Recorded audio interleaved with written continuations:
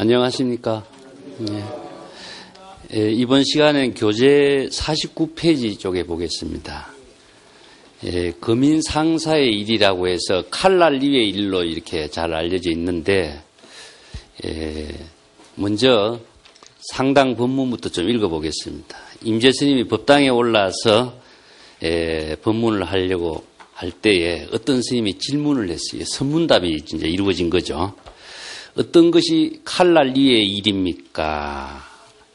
이게 임재 스님이 이엄하고 이엄하지 이렇게 대답했습니다. 그때 그 스님이 뭐라고 대답을 또 말을 하려고 하자 임재 스님이 바로 주장자로 내려쳤다라고 하는 이야기입니다. 이게 이제 선문답이 이루어지고 있는 한 부분인데, 거민도상이라고 하는 말이 나옵니다. 거민상사.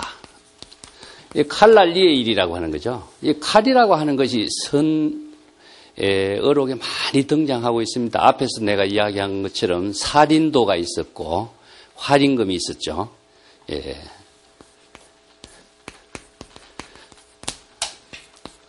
살인도가 있었고 활임금이 있었다. 보통 칼이라고 하는 것은 불교에서 문수의 지혜를 칼로 비유하고 있습니다. 그래서 문수 보살은 지혜의 칼로서 고타마를 죽였다 이런 말을 써요. 아주 그 무슨 말인지 좀 죽이고 살리고 하는 이런 말이 많이 등장하고 있죠.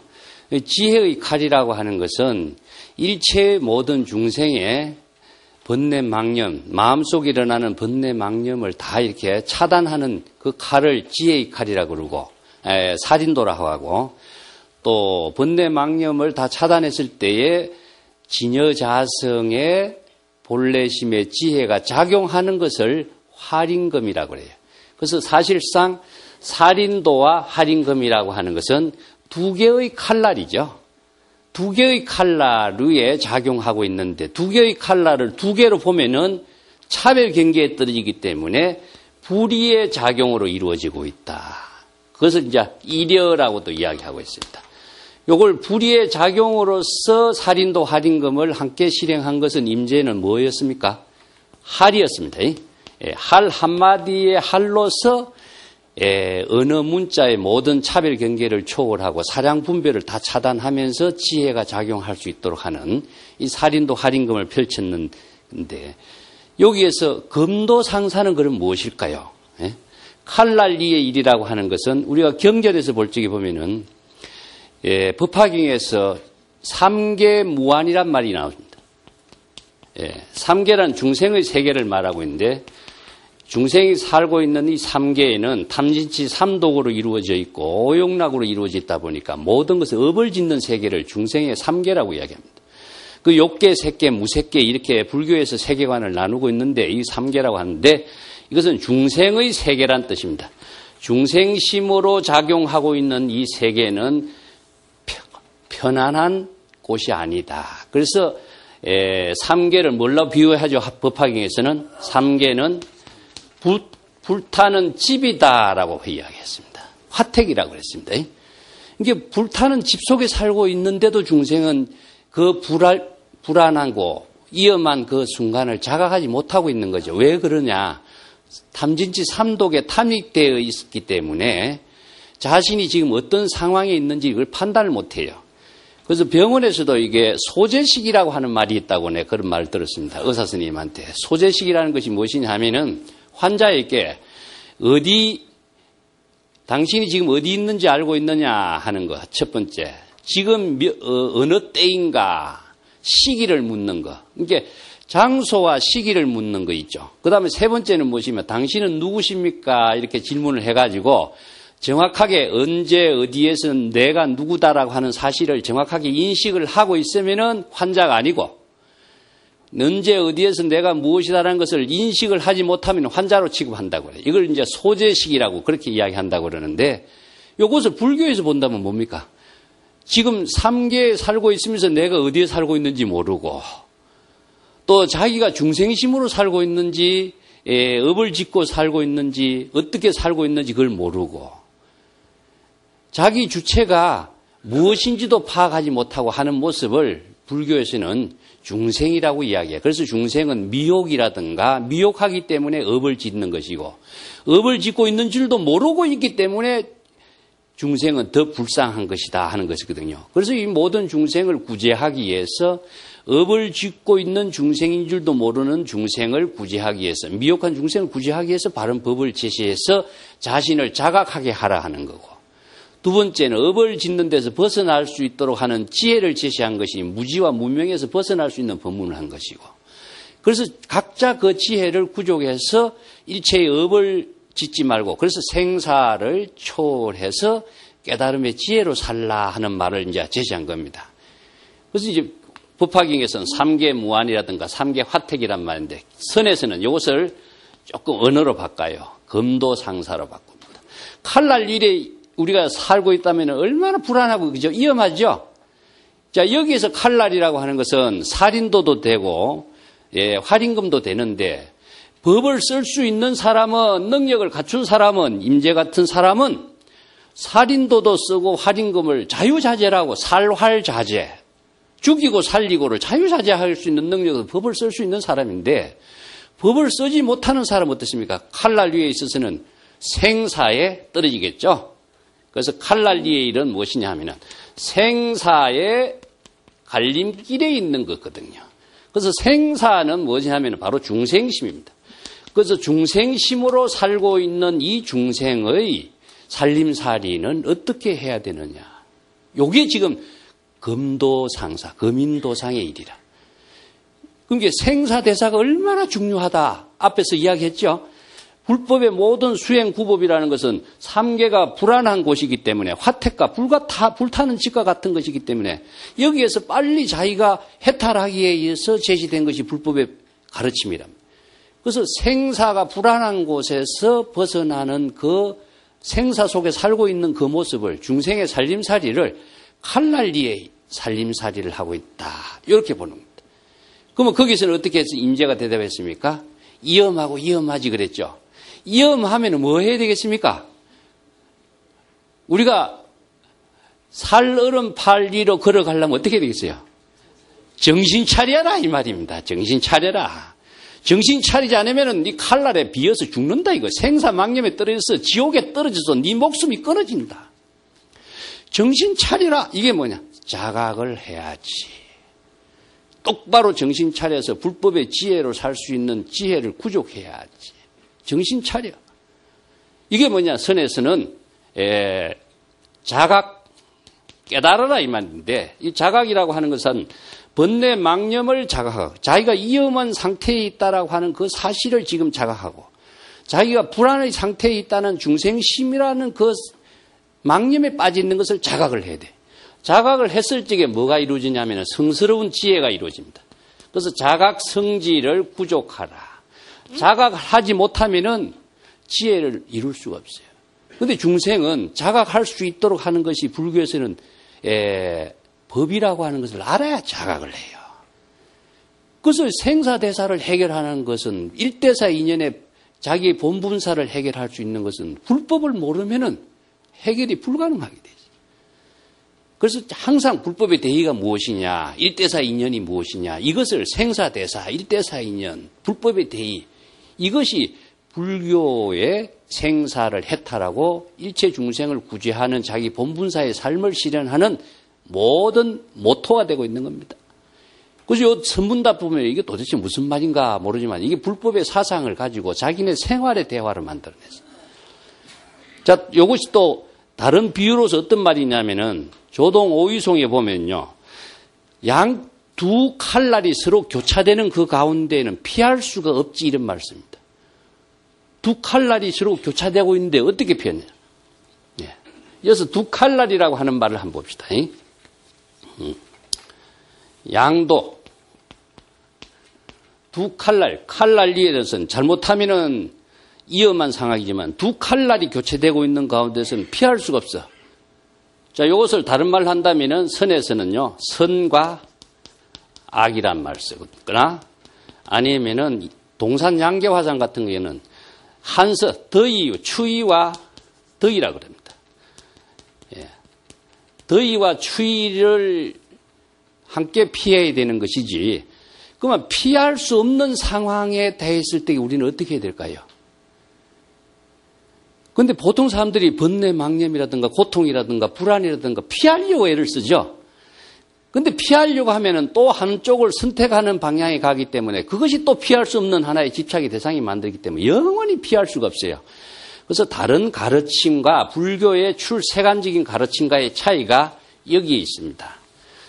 다른 쪽은 악을 멀리하고 선을 추구하라고 가르쳐요. 모든 세계의 종교가. 그런데 불교에서는요. 이것은 또 다른 집착으로 또 다른 고통을 만들어가는 인연을 만드는 일이기 때문에 영원히 해탈은 불가능해요. 그래서 선과 악을 모두 한꺼번에 벗어나도록 하는 것을 양도라고 합니다. 두 칼날을 교차하는 데는 피할 수가 없어요. 피할 수 없는 것은 무엇이냐 하면은 피할 수 없으면 우리는 뭐라 그랬습니까? 절기라 그런 말 하죠? 피할 수 없는 상황이라면은 피하려고 해서는 불가능하니까 그 속에서 자기의 살림살이를 그 속에서 만들어가는 지혜가 필요하겠죠. 자, 이것을 불교에서 공사상, 반야사상이라고 그래요. 자, 우리가 이것을 플러스라든가 마이너스라든가 이런 두 생각을 갖고 있다면은 플러스 마이너스 어느 쪽을 선택한다 해도 근원은 아니에요. 근원은 무엇이냐 하면은 제로라고 하는 겁니다. 공이죠. 자, 여기서 숫자상으로서는 제로지만은 불교에서 이 제로가 대성불교의 반야의 지혜를 체득하는 법문에서 나왔죠.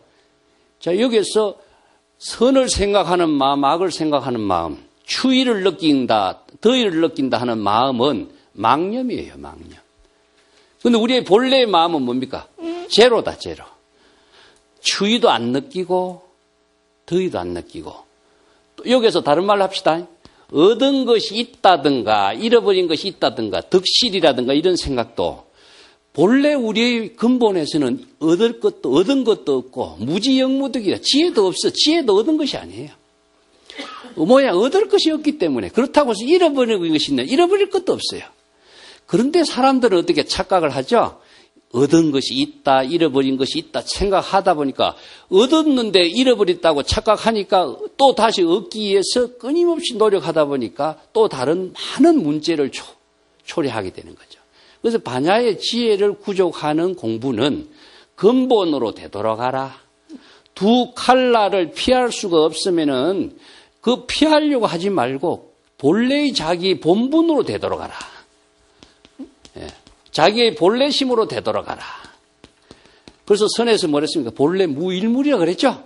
본래 한 물건도 없어. 있다고 생각하는 것 자체가 벌써 착각이야. 그렇기 때문에 근본으로 되돌아가는 것이 새로운 출발점을 마련하는 겁니다. 그래서 나는 다른 말로 할 적에 뭐냐? 포기하라 그래. 포기하라. 이 출가가 원래 포기입니다. 뭘 포기해야 되느냐? 선과 악이라든가 얻은 것이 있다든가 없다든가 나는 어떤 존재라든가 이런 데 대한 모든 생각을 모두 다 포기하라. 비워라. 삼독심을 다 포기하라. 포기하면은 없어질 것도 없고 잃어버릴 것도 없어요. 항상 자기의 본래의 모습은 여여한 거니까 거기에서부터 자신의 새로운 살림살이를 거기서부터 새롭게 출발하면은 자신의 독창적인 지혜가 편안함을 함께 하면서 이루어지게 돼 있다.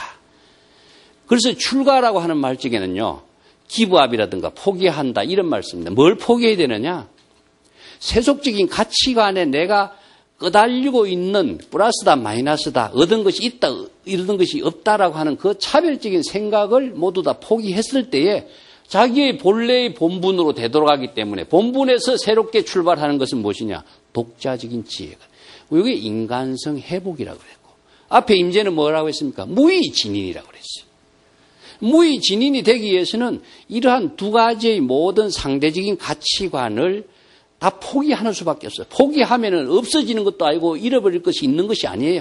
항상 자기의 본분에서 새로운 지혜가 작용할 수 있는 힘이 거기에서 나오기 때문에 엉뚱한 것 갖고 붙잡지 말고 근원에서부터 새로운 지혜를 발휘할 수 있는 사람이 되라 하는 말을 무의진인의 살림살이를 하라 하는 말씀입니다. 그렇기 때문에 위험한 일은 칼날 위에 위험한 일은 무엇이냐? 위험하니까 정신을 차리라. 그 정신 차림으로 해서 자기의 본래로 되돌아가게 돼 있어요. 중생심으로서는 그 정신을 차릴 수가 없어. 이게 자기의 본래심으로 되돌아가는 것이 자각이다. 예. 자각이라고 하는 것 자체는 본래로 되돌아간 지혜를 말하고 있습니다. 그래서 자각을 했을 때 뭐가 이루냐? 성스러운 지혜가 이루어진다.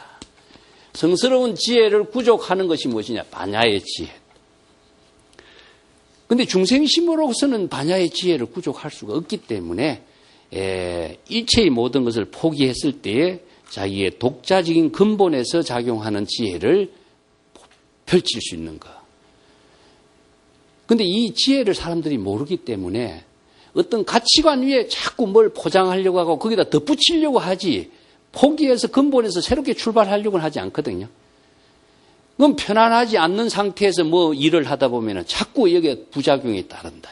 그 선의 수행은 항상 근본으로 되돌아가고 이게 근본으로 되돌아가는 것이 뭐냐? 부모 미생 이전에 자기의 본래 면목을 대회복하라. 무의진인이 살림살이를 하라. 이런 말을 하고 있는 거예요.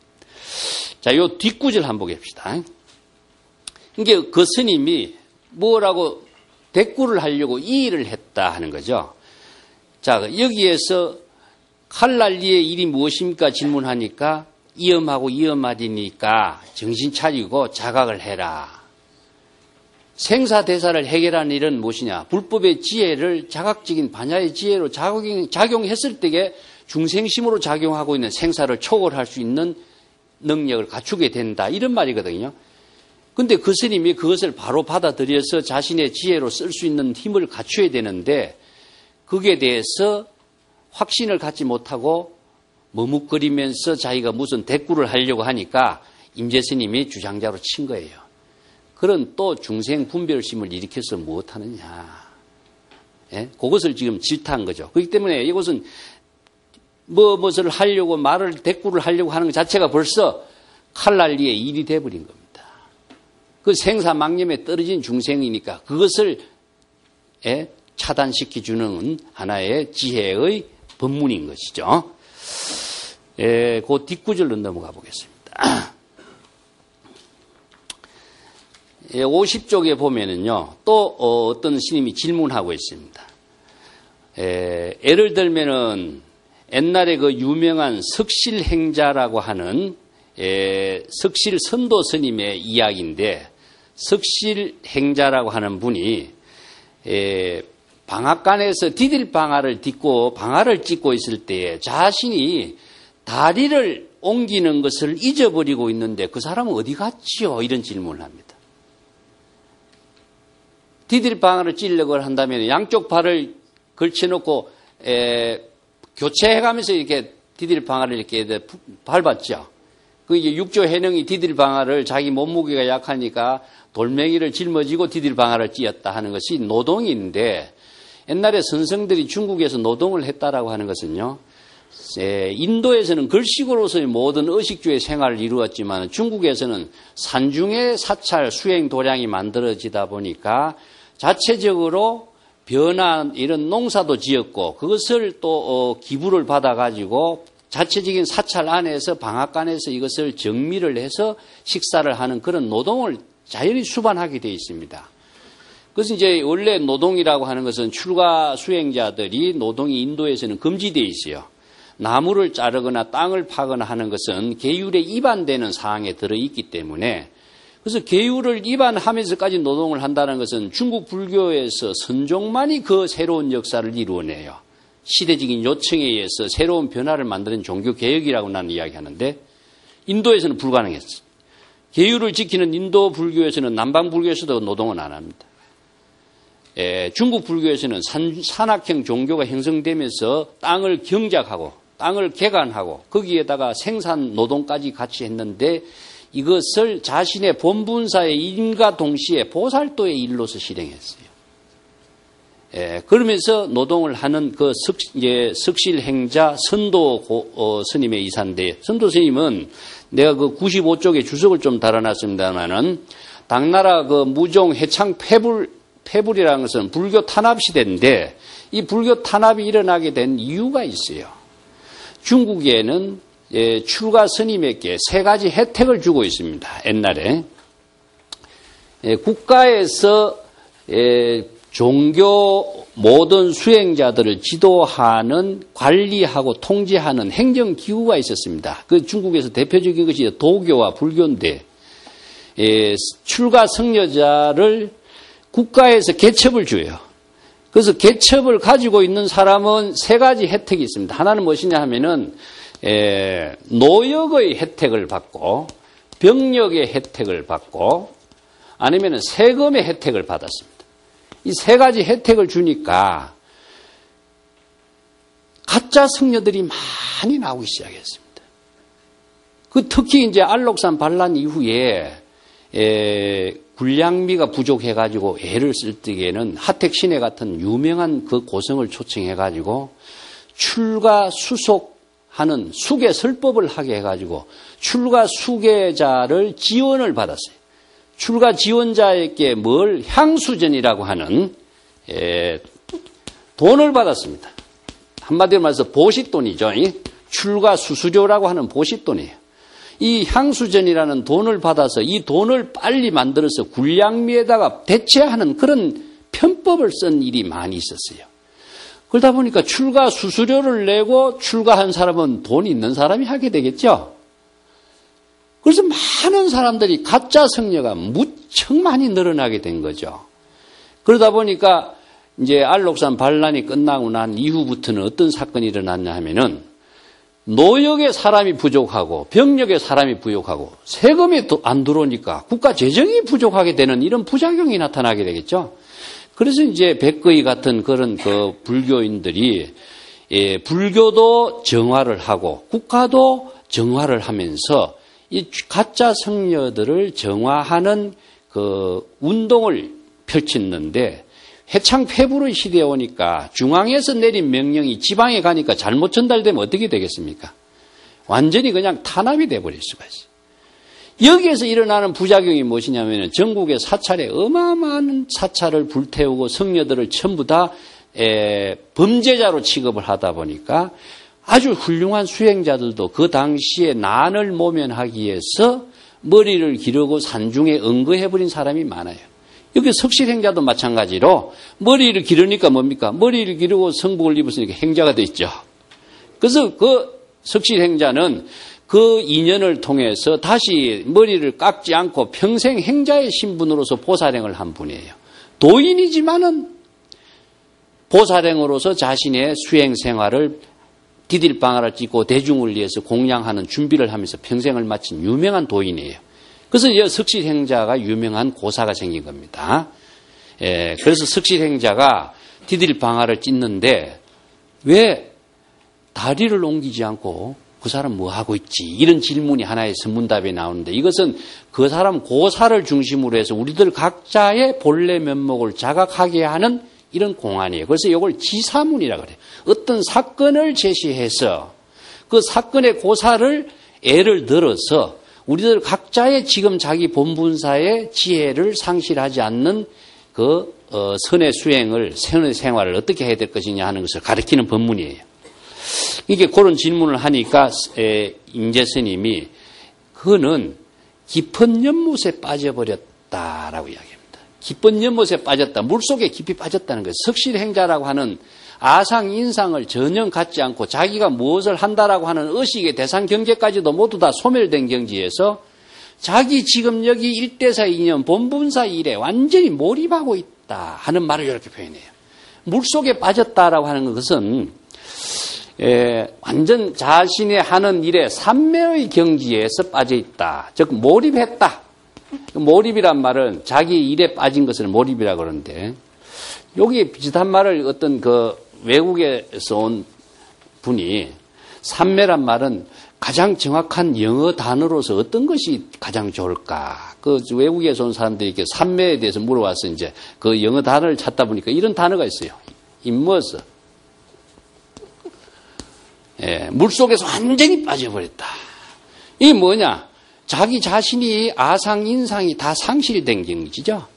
그 가운데에 자기의 본분사의 지혜 작용만이 이루어지고 있는 그것을 삼매라 그래요. 그 석실행자의 모든 살림살이는 무심의 경지에서 지금 여기 자기 본분사의 일을 내가 지금 뭘 하고 있다는 의식의 대상 경계까지도 초월해서 자기 본분사의 지혜로운 생활을 하고 있는 모습이다. 요걸 지금 석실행자 예를 들어서 이야기하고 있습니다. 여기에서 우리가 주의를 해야 할 것은 무엇이냐 하면은 선의 수행과 선의 생활이라고 하는 것이 나옵니다. 선의 수행이라고 하는 것은 의식이 수반되고 있습니다. 그 의식이 수반되고 있다는 것은 자각을 만들기 위해서는 법이라고 하는 것을 맨 처음에는 억지로라도 수반시켜주지 않으면 그것이 그 방향으로 자신을 숙달시켜 나갈 수가 없어요. 자연스럽게, 여기 이제 노장자의 언어를 빈다면은 연달자연, 숙달시켜서 자연스러운 생활이 되는 것을 연달자연이라고 하는데 이것이 익어지면은 무엇이냐면 선의 생활이 되는 겁니다. 선의 생활은 진여지의 작용이라고 그러는데 예를 들어서 중국의 노장자 사상도 이런 그 지혜가 많이 나와요. 예를 들어서 백족이라고 하는 진의 이야기가 나옵니다. 뱀은 다리가 없죠.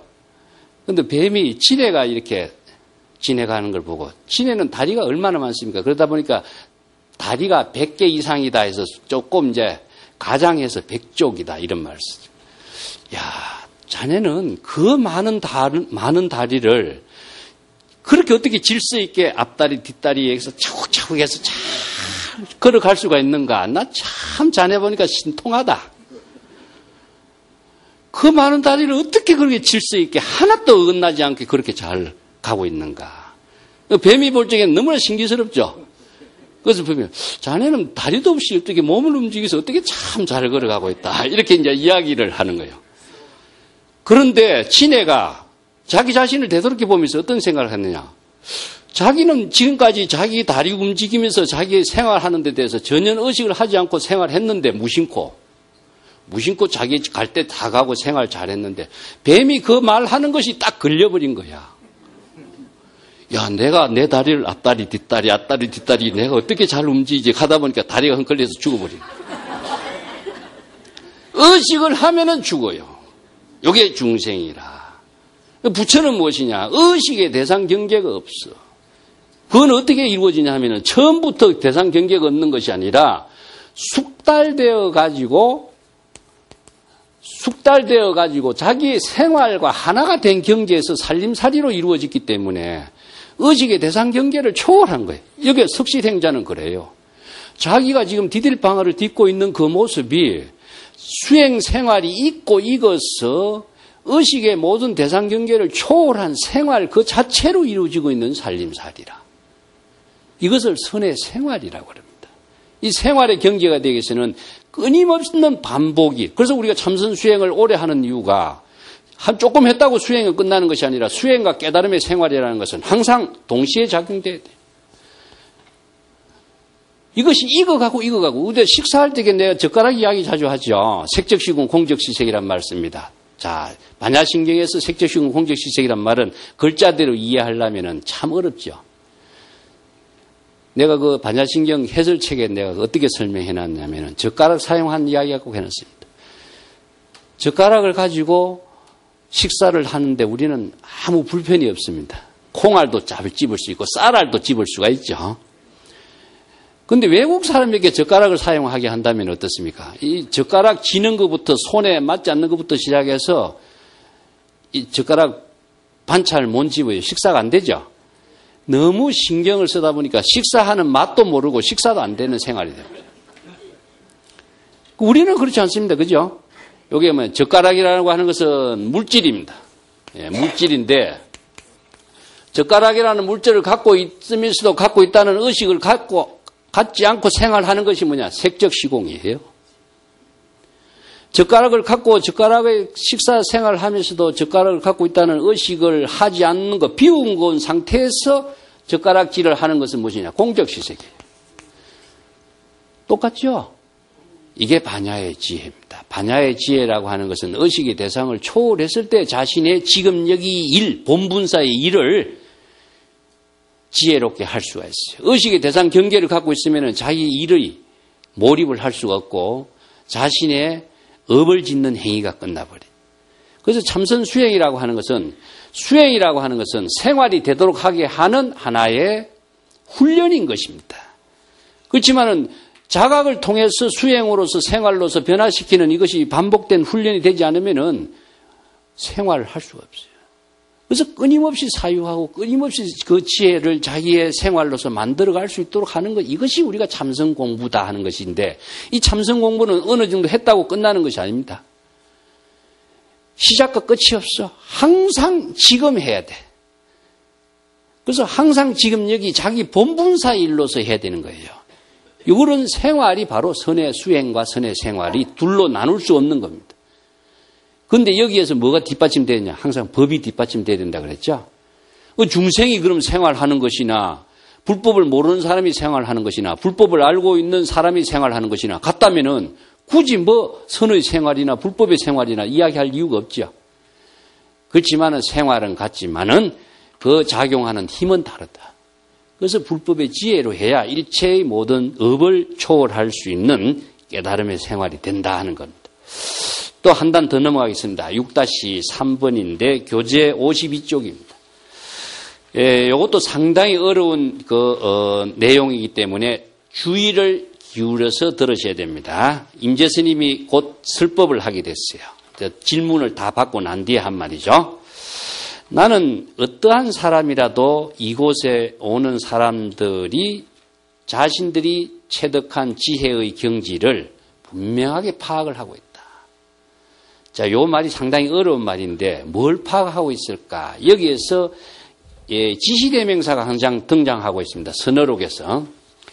여기서 오는 사람의 주체를 말하고 있습니다. 이 지시대명사 이라고 하는 말이나 거라고 하는 말이나 피라고 하는 말이나 이런 지시대명사가 선어록에 자주 등장하는데 이것은 본래인을 이야기하는 겁니다. 본래인, 무의진인. 본래인을 이렇게 지칭하는 언어예요. 어떤 사람이든 육체적인 모습으로 오는 것을 파악하는 것이 아니라 그 사람이 사용하고 있는 지혜작용, 그 본래인의 지혜작용의 살림살이를 나는 그대로 다 내 정법의 안목으로서 다 그대로 파악을 하고 있다. 그래야 이 사람이 중생인지 아니면 부처인지 이 사람이 어떤 마음의 병을 갖고 있는지 환자가 왔을 적에 의사가 진단하는 것과 같아요. 그래서 임재가 그런 것을 지금 설하고 있는 겁니다. 그러면서 다음에 경각심을 불러일으키게 이런 법문을 해요. 만일 이렇게 오는 사람은 내 앞에서 마치 그의 본래심을 잃어버린 것과 같고 이렇게 오지 않더라도 노건이 없이 스스로 자기 자신을 얽어매고 속박하는 것이다. 자, 여기에서 이렇게 오는 거와 이렇게 오지 않는 것, 이 두 가지가 이 임재설법의 핵심인 거예요.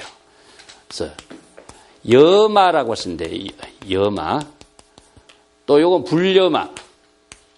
한문으로 일단 써봅시다. 그러면 이거는 여여라고 합시다. 여여. 요거는 불여. 이게 여법하게 오는 거. 이거는 불법으로 작용하는 거.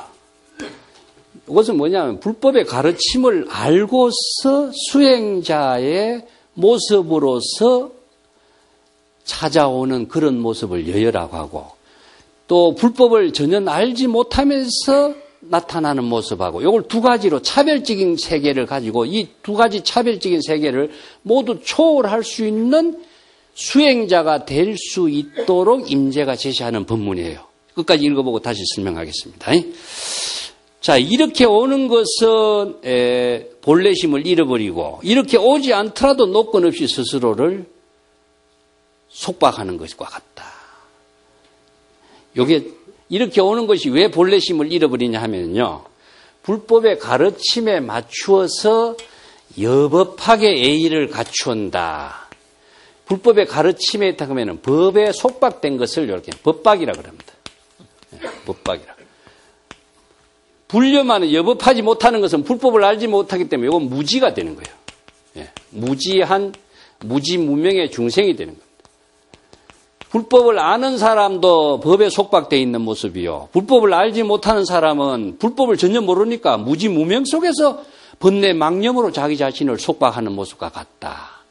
이게 무엇이냐면은 바른 안목을 갖추지 못한 수행자들은 이 두 가지의 속박에서 벗어나지 못하고 있는 것을 임재는 판단할 수 있는 걸 말이에요.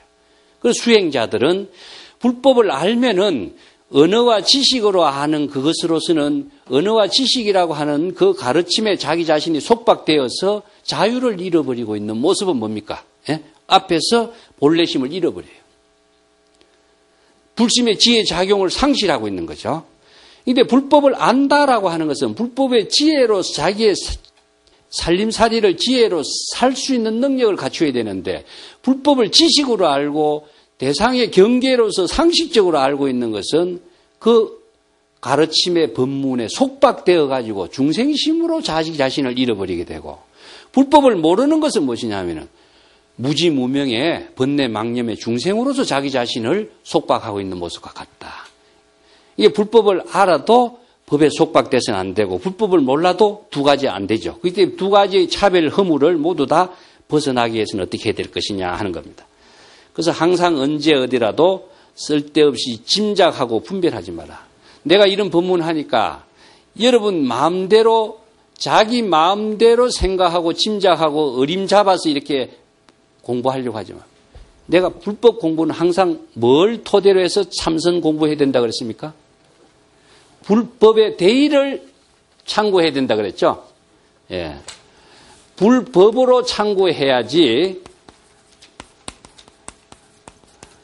불법으로 참고해야지 불법의 지혜를 쓸 수 있는 능력이 부족되지. 불법은 제껴두고 누구 말, 누구 사람의 말씀, 누구 어떤 글자 이것만 갖고 내 마음대로 생각한다면 짐작이 돼버려요. 그러면 무엇이냐? 기준이 없어요. 그래서 오히려 더 업을 짓는 길에 헤매게 된다. 그런 이야기입니다. 그렇기 때문에 일체 언제 어느 때라도 항상 제멋대로 생각하고 분별하고 짐작해서 불법 공부하려고 하지는 안 된다. 예, 그렇기 때문에 아는 것과 알지 못하는 것도 모두 차별심에 떨어진 잘못된 것이라고 내가 분명히 말하는데 나의 설법은 천하의 모든 사람들이 비판에 맡기겠다. 오래 서서 내 법문을 듣느라고 수고했다. 이런 말을 썼죠. 자, 여기서 여마와 해는 불해. 이거 마찬가지입니다. 여마를 불법을 아는 거와 이것은 불해. 알지 못하는 거. 그 해와 불해를 모두 함께 동시에 초월할 수 있는 지혜는 아까 뭐라 그랬죠? 불법을 체득한 안목이 구족되어야 이러한 차별적인 세계를 모두 초월할 수 있는 안목을 갖출 수가 있다. 근데 아까도 얘기했지만 선과 악이라든가 또 미혹과 깨달음이라든가 번뇌와 볼이라든가 이 두 가지의 상대적인 차별성을 모두 초월할 수 있는 힘은 무엇이냐? 근원으로 되돌아가야 된다 그랬죠? 그래서 항상 선에서는 본래로 되돌아가라, 근원으로 되돌아가라, 원점으로 되돌아가야. 본분으로 되돌아가지 않고서는 어느 차별 대상 경계에서 속박돼 버려요. 이걸 이제 다른 말로 본다면요. 유마경에서 소성선하고 대성선의 이야기가 나옵니다. 소성선의 수행자를 법박의 수행자라고 그러는데 법에 속박되어 가지고 자유를 잃어버리는 모습이죠. 그 계율관 같은 데도 마찬가지입니다. 이게 이제 유마경의 그 대표적인 그런 예가 하나 나오는데 우바리 존자 그 이야기가 있죠.